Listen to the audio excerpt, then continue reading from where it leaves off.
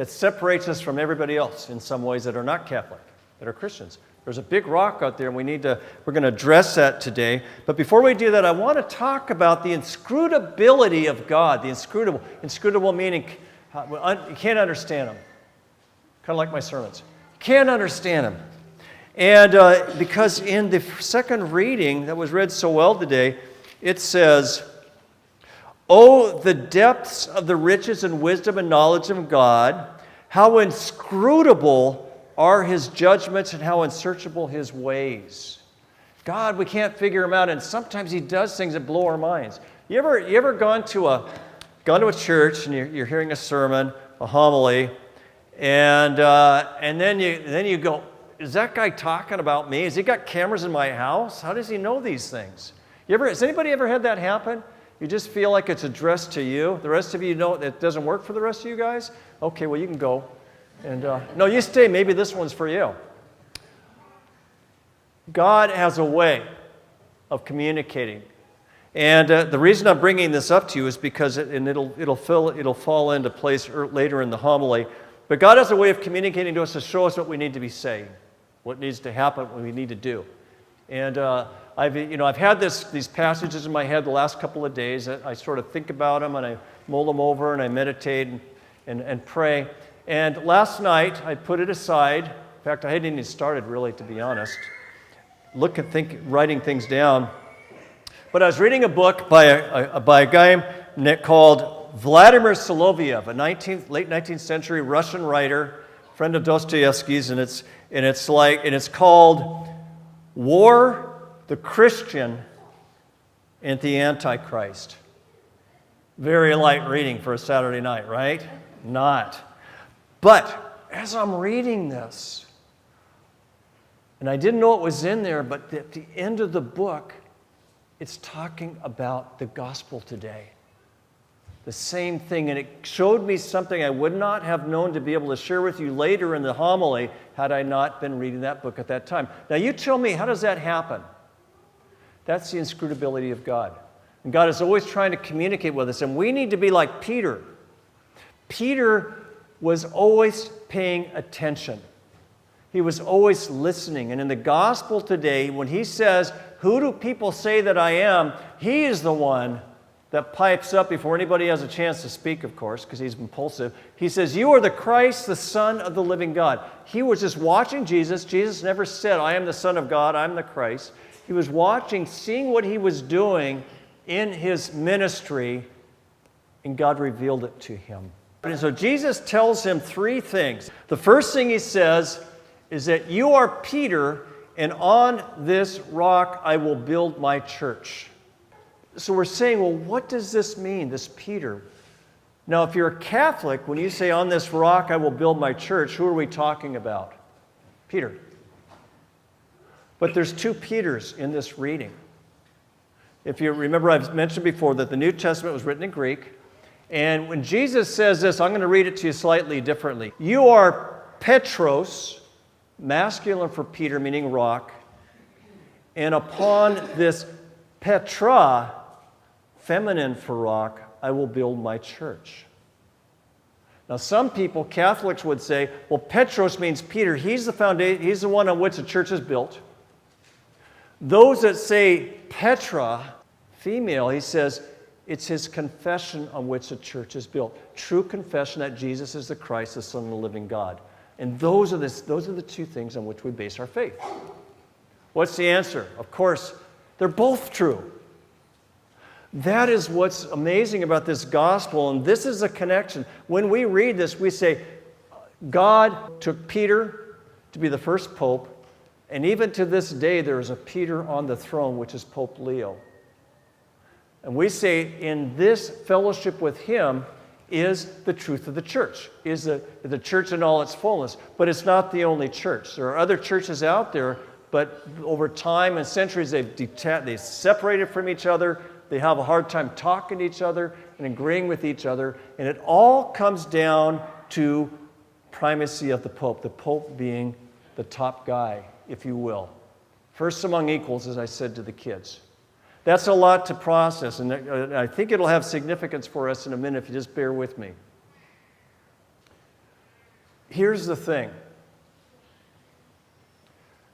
Jesus says the second thing, that the gates of hell will not prevail against the church, which is built under Peter as this rock, this foundation. This means that you and I have greater confidence and stability than other churches because we have the promise of God.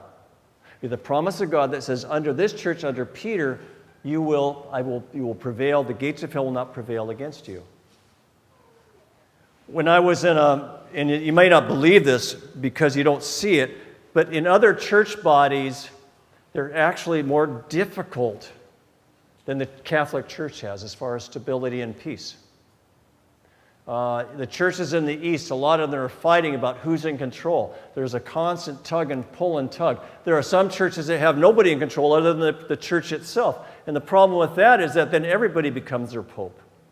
And there's confusion and disorder, but we have this confidence that when we, because of the promises of Christ, when we follow and listen and follow the directions of the Pope, not in a slavish manner where we leave our brains at the door, but recognize there's something that's being passed on from the thousands and thousands of years to the next thousands of years.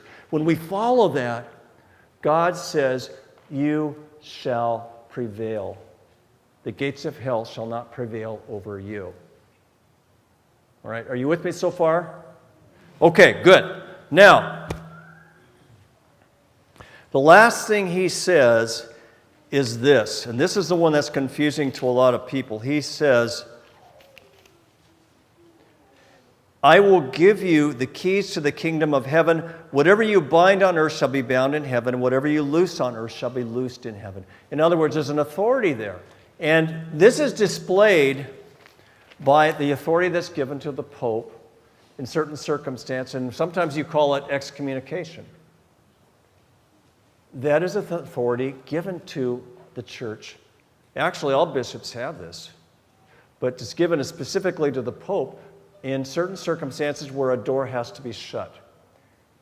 In other words, there has to be a standard. There has to be a way of being faithful to God. We have to say, this is acceptable, this is not. If you don't want to go this way, if you don't want to follow the traditions of the church, that's your choice. But there is a door that shuts when you do that. This happened recent few months ago. Has anybody ever heard of the term SSPX?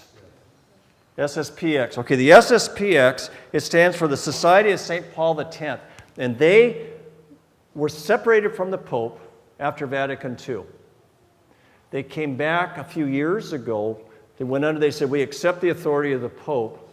But recently what they did, without the authority and the approval, remember we understand that through the Pope comes this authority. They said, we are going to ordain or consecrate our own bishops without the Pope's approval. And the Pope said, please don't do this. We spent decades getting back together. Are you really going to do this? The Pope Leo actually begged them, don't do this because I have the keys and you're putting me in, giving me no choice but to say, if you're going outside of this understanding of what the Pope is, on this rock I will build my church, we have to lock the door. We have to shut the door. So when they went ahead and consecrated the bishops, the Pope excommunicated, shut the door on those who did the consecration and those who received it. But the church is not after peace at all costs. It's after truth and faithfulness to God. It's after following Jesus Christ on the cross. That's the thing that matters, and that's a criteria by which anything is bound or loosed. Only the church wants to loosen. But they listen to God, and God comes first. Now, here's the last thing. The hardest thing for a non-Catholic to accept and to become Catholic, like in my case, it wasn't Mary. The prayer to the saints is a big one right now if you talk to people who are converting. But it's not prayer to the saints. It's not the sacraments, the true body and blood of Christ. What is it? The Pope, the authority. How do you know he has an authority? It's a statement of faith. And this is where Soloviev comes in, this crazy Russian guy. I did not realize all these years I've been studying this and wrestling with the Pope, that this is a prophecy. I don't like that there's not one church. It's not what God intended. But when Jesus says, the gates of hell shall not prevail over you, it's not only a scripture of what is true, it's a prophecy of what will be. Look with me to Luke chapter 22, verse 31. Luke chapter 22, verse 31. This is when Jesus, right before he's crucified, and he's talking to Peter. Remember, we've talked about this whole thing, upon this rock I will build my church, that Peter. Listen to what he says. Simon, Simon, listen. Satan has demanded to sift all of you. Notice he doesn't just say him, Peter, all of you like wheat. But I have prayed for you that your own faith may not fail, and you, when once you have turned back, strengthen your brothers. That's the job of the Pope. Remember I said to the kids, he's a pastor, the pastor of the pastors? His job is to strengthen and encourage. And this is the prophecy. In the future, it may be in our lifetimes, I don't know, God knows, the church will come under intense persecution. And it's hard to believe, hard to imagine, because the church has gone through much in the past, but there will come a time where it will be very hard to be faithful to God. And you may even receive anger and rage and persecution and imprisonment and death, all these sorts of things. They've happened in the past. There's nothing that says it won't happen in the future. And we're saying, well, wait a minute, I just want to bring my kids to church. What's the deal? Well, sometimes these things find you.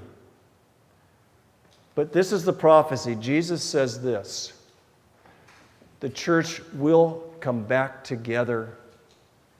The gates of hell will not prevail against that church. God has made a promise. We will be one. We will be one under Christ. We will be one church, one body, one faith. And that's the thing that we live for. That's the thing we work for in the church, is that unity. But I will tell you this. You guys already have it. Stay here and you'll be safe.